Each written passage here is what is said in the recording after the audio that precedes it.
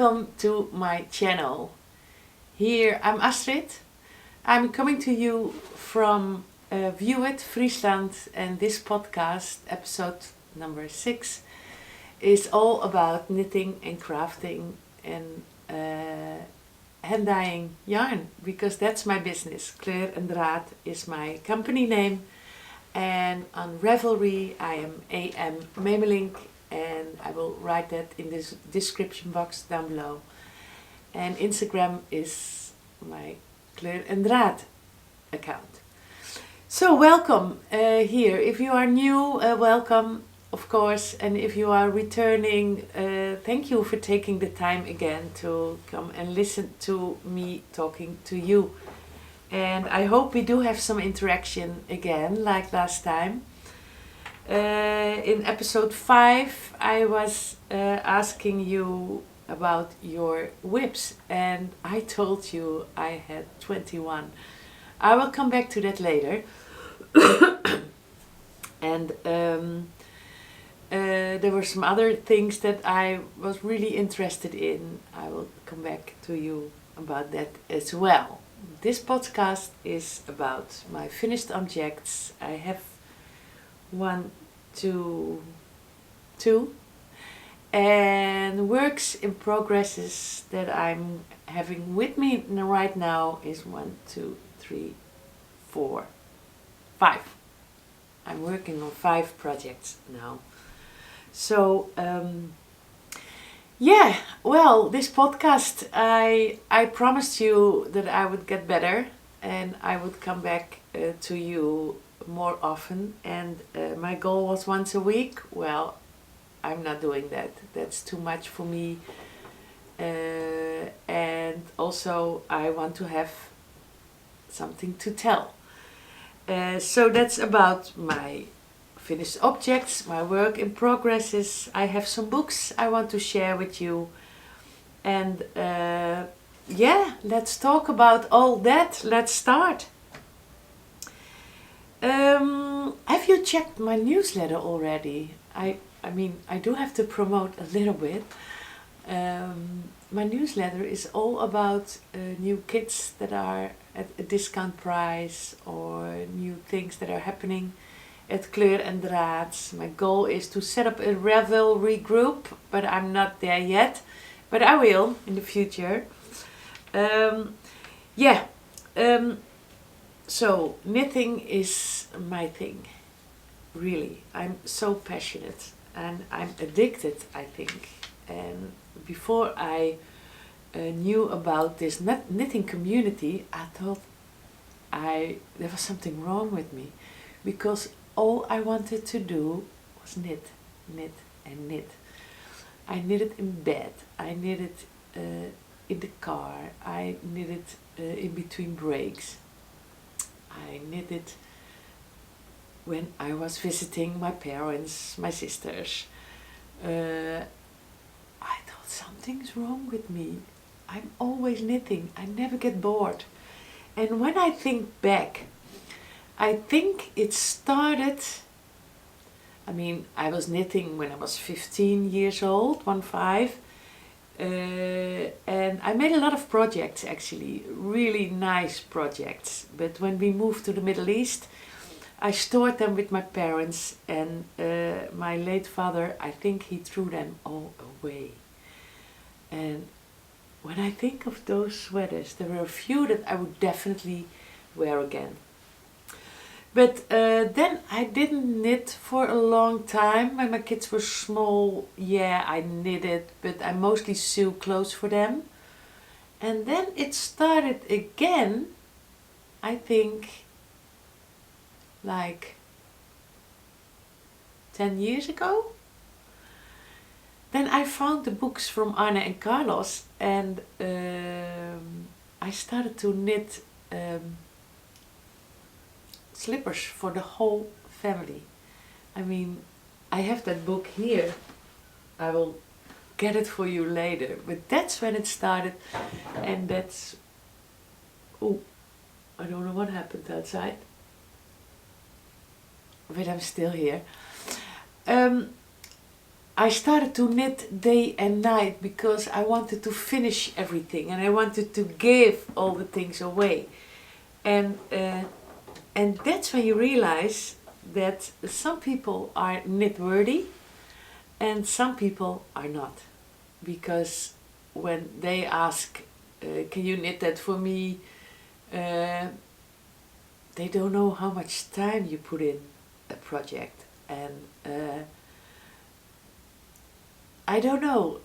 Some people do know, because an easy pair of socks, it's easily like 5 hours on one sock, maybe more. Maybe others knit them in 2 hours. I don't know, depends on how long you make them, how thick your yarn is.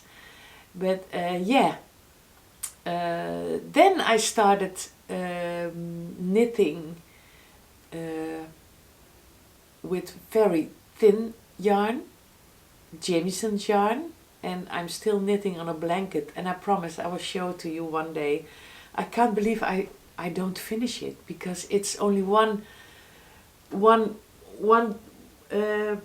square left that I have to do, and then it's finished. It's like 1.5 by 1.5 meters square, maybe bigger even, on needle size 2.5 European size, and it's beautiful. It's a Mary Wallen blanket actually. So I discovered Mary Wallen, I discovered crystal sapphire, and I will come to you about that later with you. I will talk to you about that a little later. Yeah, but I'm carrying away. I have to show you my finished objects, and the first one is the one I'm wearing. This is a kit of yarn from my own web shop, and I made 6 colors, and they're already sold out. They will ship this week, and I made 6 colors, and I made, it doesn't even show on the camera, I need to stand up.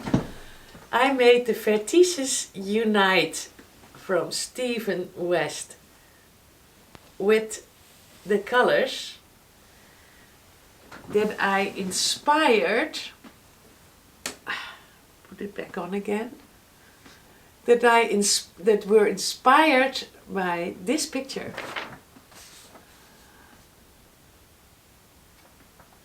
And I posted it on Instagram, and I've put it in my newsletter, and it has 6 skeins, these skeins actually, and they are together, yeah, like winter in America. You can't see the orange right now, so I have to put it here.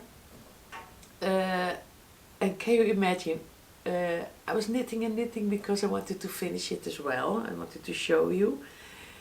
The moment I did the last bit of the I-cord bind off, I mean around the whole shawl, the moment I finished that, literally it started to snow here in Holland.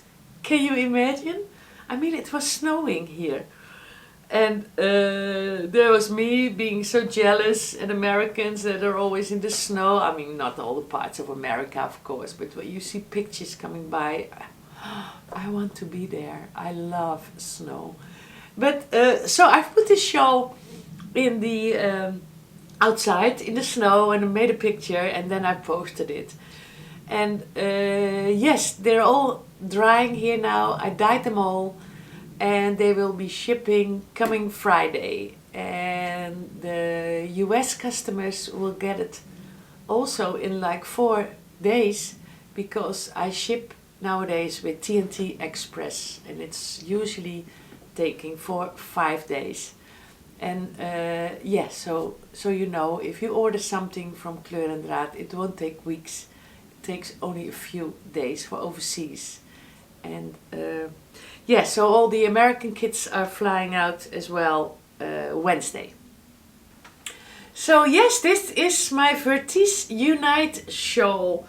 It's 6 panels, 6 sections actually, and sometimes I used 2 colors, sometimes I used, I need to take it off again.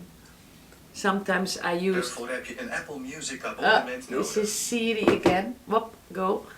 Sometimes I used only one color, and yeah, I love this shawl. It's so big. And this is actually the large size. Stephen also has a pattern for a smaller size from this shawl. And it's super soft. It's made of Suri Sport. My base, my favorite base in the shop. That's a non-superwash. And there's a hair.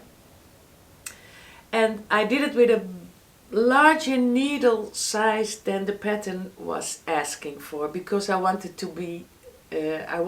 to be drapey. So I will put it on again. I turned the heater off here in my studio, so it doesn't make so much noise. And yeah, that's the first shawl. The second shawl that I finished, I was kind of into shawl knitting. Oh, and I take a zip of my lovely tea, and I have no idea what tea it is, but it's nice when you're thirsty. And the second WIP is the Aito shawl by Hoffman. And this is made out of Plütolopi. And I told you in the last episode that Plütolopi is an unspun yarn, so it easily breaks, but you can easily mend it together. And this was actually the first shawl that I broke my own rule, what I told you about last time, about a rule that I set up for myself. I said you can only knit with Kleur and Draad yarn. Well, no, because I knitted this with Plütolopi yarn and I love it. I mean, sometimes there are so many beautiful yarns in the world. I'm actually looking at some yarns now that I want to purchase as well. But this, I will stand up again because this is also a very big boy, and this has lace sections in it.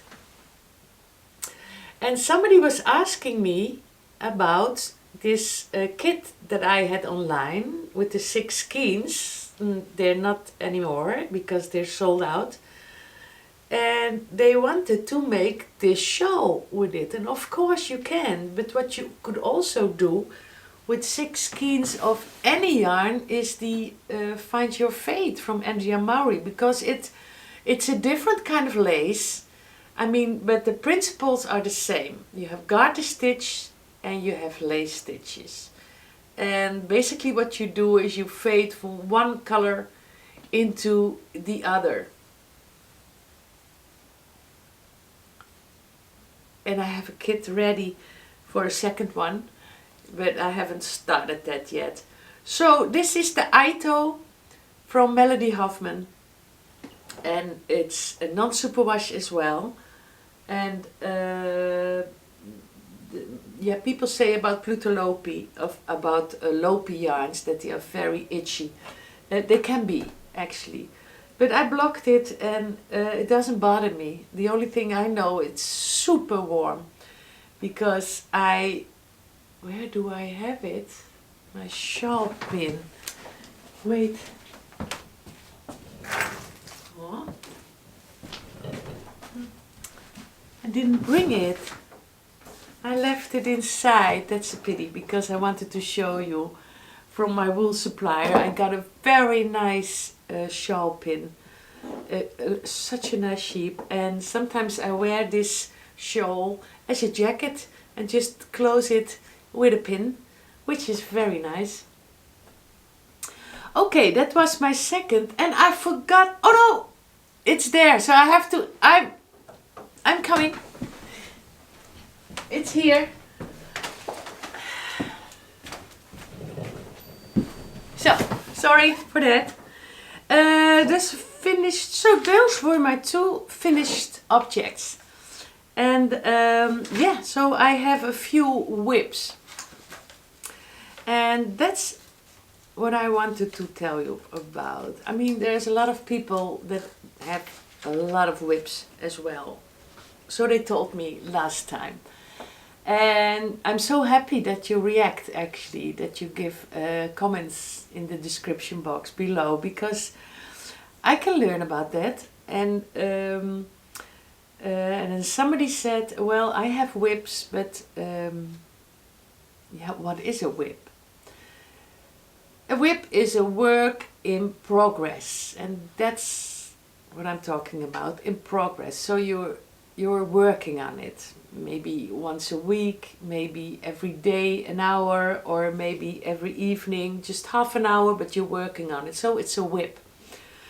But there's also UFO'S, unfinished objects. And so when I was counting, and I said to you I have 21 WIPs, that was actually not true, because on some of them I'm not working anymore. They're just laying there waiting to get untangled, unraveled, or maybe be picked up one day. So I looked through them and I saw a few projects that I don't want to work on anymore, because I don't like them anymore. So I guess I will unravel them and put the yarn back in the stash box, and that's a few WIPs less. So the difference between a WIP and a UFO is that a WIP you're working on, maybe not every day, maybe not every week, but it's you work on them. And a UFO is something you never work on, and then you have to wonder, will you ever, or will you just unravel it, save the yarn and leave it there? And that's my next goal. I will go through all those WIPs, because some of them I don't like anymore. I mean, I'm a person that when I see a new project, a new pattern coming out, I just say, oh, I want to knit it. And it's easy because I have the yarn here right with me. But no, I don't want to do that anymore. I want to make something and finish it. So what I said last time, that's what I'm doing now. I have a few WIPs that I'm working on. And once they're ready, I can cast on another thing. So at least one of them has to be ready before I allow myself to cast on again. Well, the first WIP I showed you last time is the Weekend Delight from Andrea Mowry. And last time I didn't divide. Oh my, just hold on, I'm losing stitches here. Last time I didn't divide for the front and the back parts. I did now. So the back panel is finished. All the way up. That's it. And look at that middle stitch in the middle. Isn't that nice? So, and for the back I'm now halfway, for the front, sorry. So, yeah, I did quite a lot. It's not finished yet, but it's considering a WIP, because I work on it almost every day, because I want to finish it. Actually, I want to, this weekend I'm going to my mom, and I want to be working on the sleeves there. So look at this project back where it's living in. This is from the Urban Stitcher in the UK, and Angie Moore, and I love her bags. It's a beautiful bag. It's a nice size. It's for a sweater quantity, and it's really nice to take along with you. That was the first WIP. The second one is, well, I cheated a little bit. I just cast it on, but it's almost finished. I wanted an Oslo hat. So an Oslo hat it's by Petite Knit, and I will link that all below. And I like this color so much to be an Oslo hat. And you have to make like this big panel first. It's more like a tunnel. And then I'm not sure what she says to do, but then you fold it inside out. And I knit this with a double thread drops. Not my yarn. Okay. Drops alpaca. I had it in my stash and now I'm using it actually. And it's these, it's drops alpaca. It says mix. I don't know. Mix, but it is 100%. So I'm not sure why they call it mix. But this is the little skein actually. So I'm almost finished with the second panel and then we're gonna fold them in out. Not sure what will happen. You know what I did? I mean, I like hats. I love hats, but I love them mostly on somebody else's head. But and that's because, well, my hair is short. I used to have very long hair and I was wearing hats all the time. But now it's short, and when you put on a hat with short hair, your hair disappears and it's just a hat with a hat. Can you still follow? So I bought a few extensions that I can easily clip in while they're laying on my bed, and after casting this podcast I'm going to put them actually in. So I bought dark brown and I will just see what it looks like when I wear my hat when my hair is long again. I love it. Maybe when I'm brave enough I will show it to you on a podcast. But so I did that. I mean, who cares? I used to have one, and that was when I was, I think, 35, living in the Middle East. And I was singing in a band there with very funky Omanis and also Rastaman and all of that. And then I had long hair. My hair was like, but very thick and very long. And then sometimes I had a tail with braided hair. And then I made a very high ponytail and a scarf around my head. And on top of that I made a very big, how do you call that? A ball of that braided hair. So it really looked like I had, I don't know, hair until my feet. But it was all rolled up. And then I just performed and we did our gigs and it was so much fun. So, and I remember one time when I was in Dubai with one of my colleagues from school, the school that I was working there. We went to Dubai for a lecture. We needed to be there for a weekend. And so we were there, and then the end of the day we were shopping there. And she was blonde, so she bought herself a blonde ponytail and I bought myself a brown one. And we clipped it in and we had ponytails till our bumps. And then we went out for drinks. And we felt so young and we were staring around with our ponytails.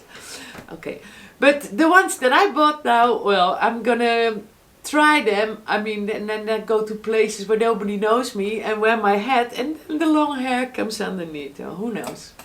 I show them. But so this will be the Oslo hat by Petite Knit.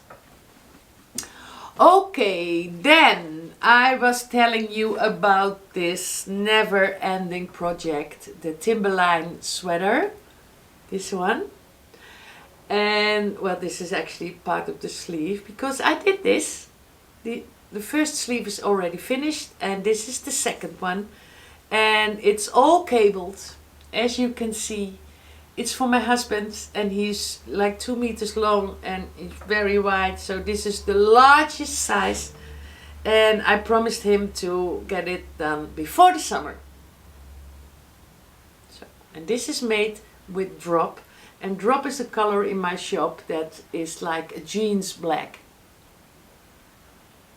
Yeah, so I have it at the kitchen table, I have the pattern right in front of me, and every day I'm gonna sit and knit and have my pattern right in front of me and have a podcast next to me, and yeah, I want to finish it for him. I want to. So I did this bit, and I will put a marker here, so next time I can show you what I did. But I think, no, I'm not making promises to myself. I mean, what do you care how far I get? But no, I will see. Then I am making the Zigzag cowl by Inga Skeie from Knitting Traditions. I told you about her last time. Lovely lady, and I make this cowl, and it's small and it's with rustic Rauma yarn, so it really stands up and keeps you away from keeps your neck away from the cold.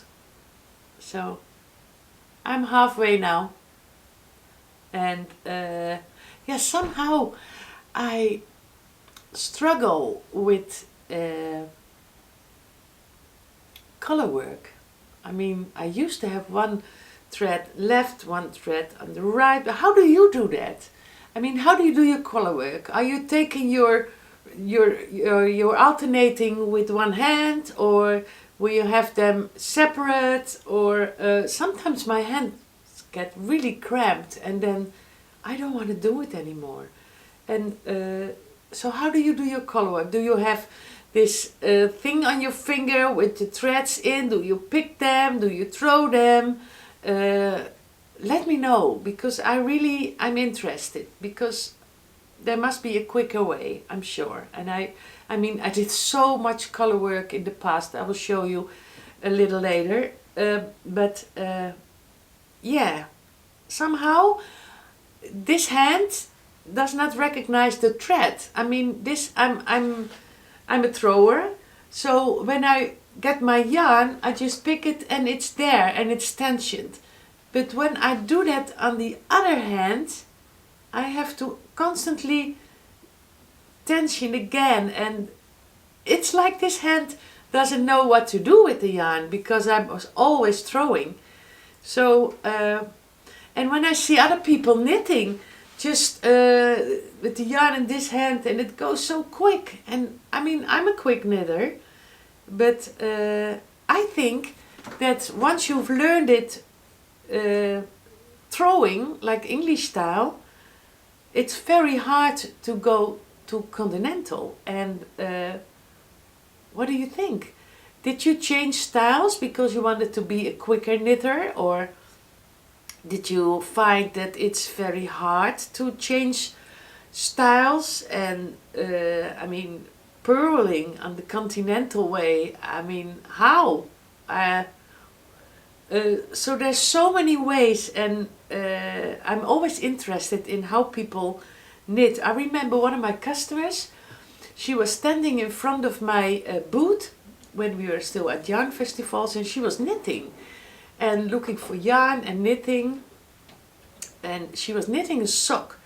And later on she posted a film on her hands while she was knitting on Instagram, and I was fascinated. I mean, so loose, and maybe you recognize yourself, Carla, it was you from Draad Kleur, and I was fascinated by the way you knit.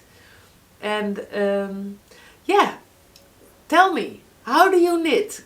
Did you change your knitting style, or is the one that you've learned the first time the one that stays with you all the time? I'm curious to know. I mean, this should be ready, the next podcast. The Zigzag cowl.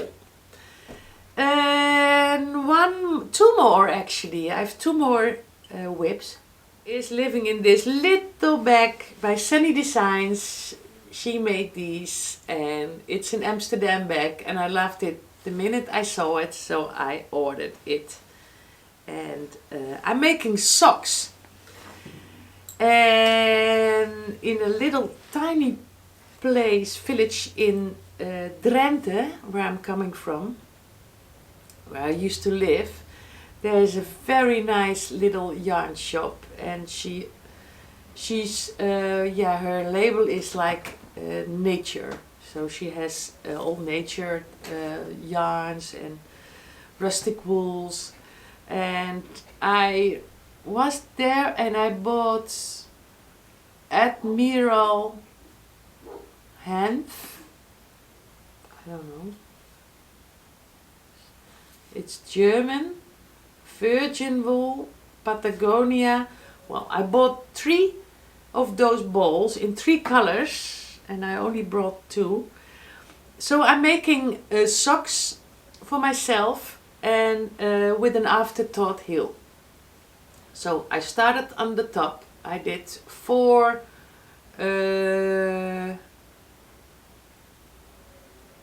stitches, stockinette, and 1 purl, and I made the toe in a different color. Maybe you can see it here. So I will put in the heel in this rusty color as well. And I'm on the second one. Yeah, and I ordered Chiago needles, that little small needle set with the short needles, because that's the ones that I love most for socks. And then you can keep on knitting without having to put the magic loop ready all the time. So I'm constantly looking for newer, better things, and I'm halfway. And so I'm working on those too, because I finally want to finish some socks now. Speaking about socks, with Valentine coming up, there is a beautiful Valentine sock set coming up. 1 skein of sock yarn and 2 mini skeins, but I'm still waiting for my shipment for the minis, so I hope it will be ready. But I will put them up probably tomorrow, and it will be a pre-order, and they will ship next week. So and the last project that I can hardly call a whip, but I will, is living in this bag. I mean, don't you love this bag? Oh, look at the dogs on the front. And I'm not sure who made it. It was somebody in New York, but it doesn't have a name tag or anything. I don't know. But inside is the Easterly blanket. I promised my son and my daughter-in-law that once they are going on their trip into the world, they are preparing a fire truck now. It's such a nice camper to become, and if you want to follow them or see them on Instagram, it's the Red Hot Chili camper, and Freek and Sanne are preparing it all by themselves. I'm very proud of them. And I promised them to make a blanket for in the fire truck, and they chose the colors that they would love, and only 4 panels and like 10 panels to go, but I keep on working on it. So the Easterly blankets, and I'm way not ready, but I keep on working on it because I like it, and I want them to have something from me when they are traveling around the world, what they probably will do. It's pouring outside right now. Don't know if you can hear it. Okay, those were my works in progresses. Okay, and now, I mean, I have so many crafty books, and that sometimes I wonder, Astrid, do you have them because you will read them all, or do you have them because you just want to have them and be there when you're ready to look at them? And I think that's the case. I mean, I've always loved books. When my kids were small, I used to buy lots and lots of books with all the drawings, and I read them every night, and every year in the week where the book for kids was central. How do you call that? I don't know, only know the Dutch name, Kinderboekenweek. I bought them a book. At Christmas they got a book. For their birthday there was always a book. I love books, but I never read anymore because I have to knit, right? And when I read, I can't knit, and I need to knit all the time. So what I do is I took a how do you call that? An abonnement. I took a paid. I registered on an online book store, and so I've put in my ears and then I listen to books because I love, for example, David Baldacci, and I love his books. They're all like, yeah, there's always murder involved. I love that, sorry. And but I love listening to them. And when I drive to the west, that's a 3-hour drive where I have to be there. I always have my ears in and I listen to my books. But I have a lot of knitting books. I mean, it's full, and I bought them over the years, and so I thought, well, I might as well show them to you because maybe you get inspired by them. So the first book, here I do this, is Guys Knit. And it's written by the Sokmatician, and maybe you know him from Instagram or YouTube. He has his own YouTube channel. And what he says is, for the man with nothing to prove. And I love that. I mean, it's such a cool guy. For the man with nothing to prove. In this book, he says that he wrote it for men, but I like it too. So I bought it. There is everything you need to know about knitting. I mean, the anatomics of a stitch. How knit with DPNs. How is yarn made. It's such a lovely book. And with such nice pictures in it as well. So this is a book that I'm not reading, but I have it with me and I look at it. And there's some patterns in it as well. Yeah, so look at this picture. Can you see it? I love it. So Guys Knit is just a book that you have to take with you sometimes and look at it, because when your hand gets cramped because of knitting, just take a look at this book. So it's for every beginning knitter. It's step-by-step tutorials, also with links to videos on YouTube. 25 actually. Handy hints, tips, tricks, things to watch out for. And how does he do it? There is a QR code in the book. If you scan that, then you have a direct access to the videos. I love that. So yeah, Guys Knit by the Sokmatician. I have to take it inside with me because I want to take a look at it as well. I love it. The second book is a book that was actually one of the first books I bought. It's Oland Breien, and the lady that wrote it, it's Maya de Haan, and she was inspired by Sweden. So there's also very nice pictures of Sweden, and she knits with rustic yarns, so all non-superwash, and there's so many nice patterns in this book, and pictures as well, and they're all triangle shawls. I mean, and cushion covers, as I see. She had another book as well. This was the first book that I bought because I wanted to make one of these shawls, and I made 3 actually. I made a very big one. I couldn't find it. Can you imagine? It's so big. I made this one actually. It's in the book, and it's super large with sheep on it, and I made it here, this one. I made it with Kauni yarn.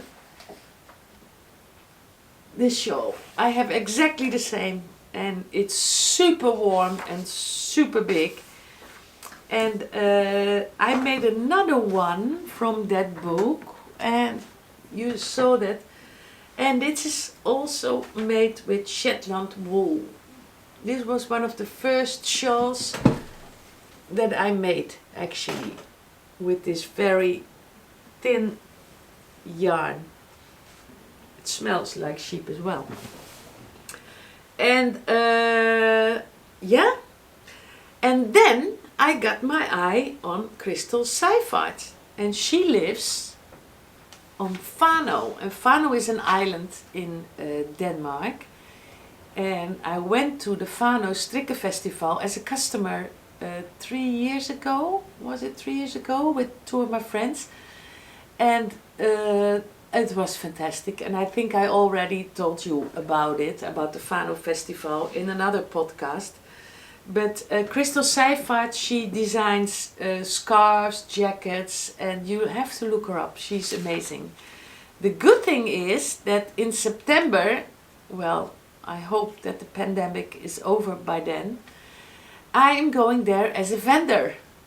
I have a spot there to go with my yarn boot, and so I will be a vendor at the Fano Strikken Festival.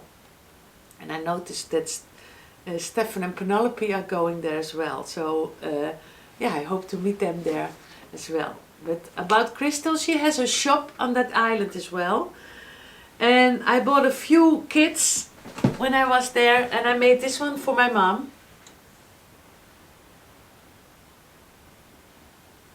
I don't know if you can see it, if it's, yeah, here. Look at it. Also very big. It's a triangle. And yeah, I thought I should show you, because I'm knitting for like 10-15 years now, and I have so many projects. And so now and then I will show you one of my first projects as well. Yeah, that was it. I think I'm finished now. I just wonder if you like me, if you buy books all the time and just leave them there and take them when you want them. I will show you more books every podcast.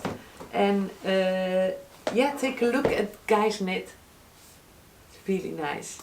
Or if you love Fair Isle work, Olan Breien. It's in Dutch. I'm not sure if she does an English one as well.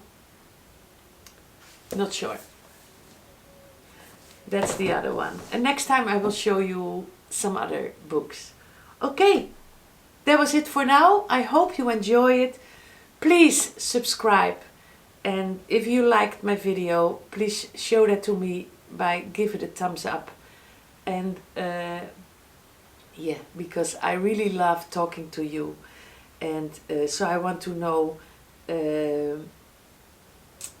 how many books you have and how you knit actually.